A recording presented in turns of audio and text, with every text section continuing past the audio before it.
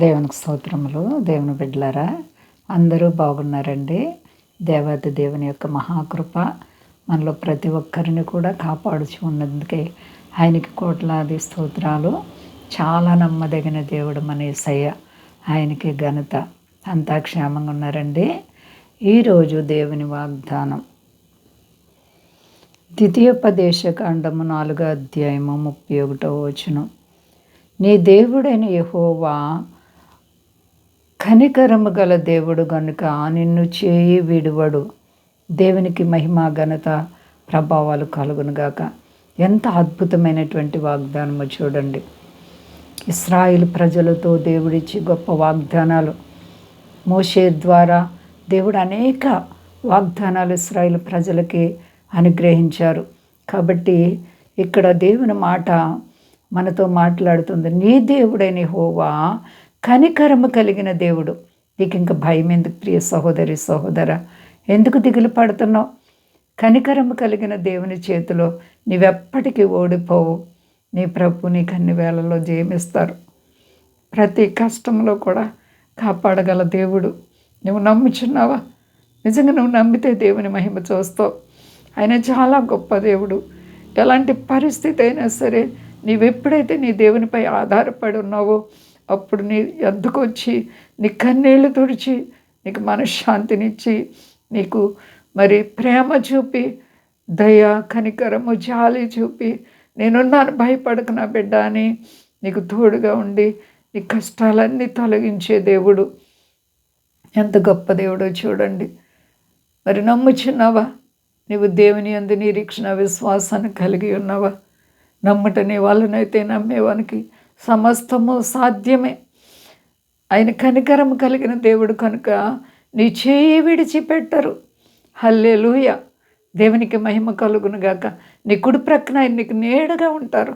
చేయి విడవని దేవుడు. నీవు ఎలాంటి పరిస్థితుల్లో ఉన్నా నిన్ను చేయి పట్టుకుని భయంకరమైనటువంటి అగ్ని ప్రమాదాల వంటి శోధనలు వచ్చినా సరే నేను విడిపించగల సమర్థుడు. నమ్ముచున్నావా?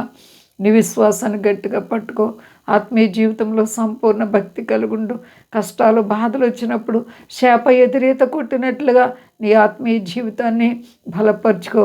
ప్రియబిడ్డ, దేవుడు ఇశ్రాయేలు ప్రజలను విడవలేదు. నిన్ను కూడా విడిచే దేవుడు కాదు. ఆయన నీ చింతంతా కూడా తొలగించి నీ వ్యాధి బాధల నుండి విడిపించి నీకే కష్టమున్నా తీర్చి చివరికి నిన్ను నీ ప్రభు రాజ్యానికి వారసులుగా చేయడానికి ఇష్టపడుతున్నారు. నమ్ముచున్నావా ప్రియ సహోదరి సహోదరా? ఎంత కనికరం గల దేవుడో ఆయన. మరి కనికరం కలిగిన దేవుడు కాబట్టి నీవు కూడా అంత మంచి తండ్రిని హత్తుకొని ఆయన బిడ్డగా జీవిస్తున్నావా? ఆయన హత్తుకున్న వారందరూ కూడా నేటి వరకు బ్రతికి ఉన్నారని దేవుని వాక్యం చెప్తూ ఉంది. నిజంగా ఈ కడవరి కాలంలో మనం ఎంతవరకు క్షేమంగా ఉన్నామంటే కేవలం దేవుని కృప కదా, దేవుని భద్రతే కదా. కాబట్టి నీవే శ్రమల చేత కృంగి ఉన్నావో అధైర్యపడకు, భయపడకు, చింతపడకు. నీ కుటుంబంలో సమస్యల, నీ భర్త మరి సరి అయిన విధంగా మరి కుటుంబాన్ని పోషించలేకపోతున్నారా? పరిస్థితులు బాగోలేదా? ఏమైనా మనశ్శాంతి లేకుండా కృంగి ఉన్నావా? బిడ్డలు నీ మాట వింటలేదా? తిరుగుబాటుగా ఉన్నారా? సహనంతో ప్రార్థించు, ఓపికతో ప్రార్థించు, కన్నీటి ప్రార్థన చేయి. నీ కన్నీళ్లు తుడిచి కష్టాల నుండి విడిపిస్తారు. ఏ విషయంలో చింతపడే పని లేదు. ప్రభువైన క్రీస్తు వారిని కొరకు ఈ లోకానికి వచ్చి రక్తం కార్చి ప్రాణం పెట్టారు. ఆయన సమస్తము చేయగల సమర్థుడు. నమ్మండి, విశ్వాసాన్ని కాపాడుకోండి. ప్రార్థించుకుందాం. ప్రేమ నమ్మకమైన మా తండ్రి, నువ్వు ఎంత గొప్ప దేవుడు ప్రభువా. మాట ఇచ్చి తప్పుడుకున్నాడు కాదు నాయనా. కనికరం కలిగిన దేవుడవు, మా చేతులను విడవని దేవుడవు, ఎడబాయని దేవుడవు. ఎంత మంచి దేవుడవు, మాటల్లో చెప్పలేనటువంటి మహారాజా. నీకే కోట్లాది స్తోత్రాలు, వందనాలు. పరిశుద్ధాత్ముడ, మా దేశాన్ని, మా దేశ నాయకులను కాపాడండి. మా దేశ ప్రజలందరినీ రక్షించండి.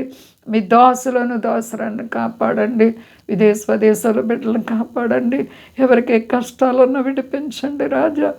ఆయన చెయ్యి పట్టుకుని నడిపించే దేవా, మాకు దొరికిన విధానాన్ని బట్టి స్తోత్రాలు తండ్రి. నీ కృప ఉంటే చాలు, నీ భద్రత ఉంటే చాలు.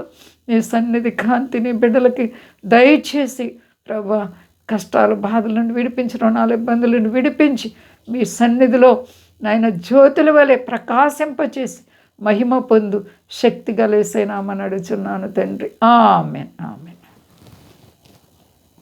అందరికీ వందనాలండి. మా కొరకు పరిచయ కొరకు అందరూ ప్రార్థించండి.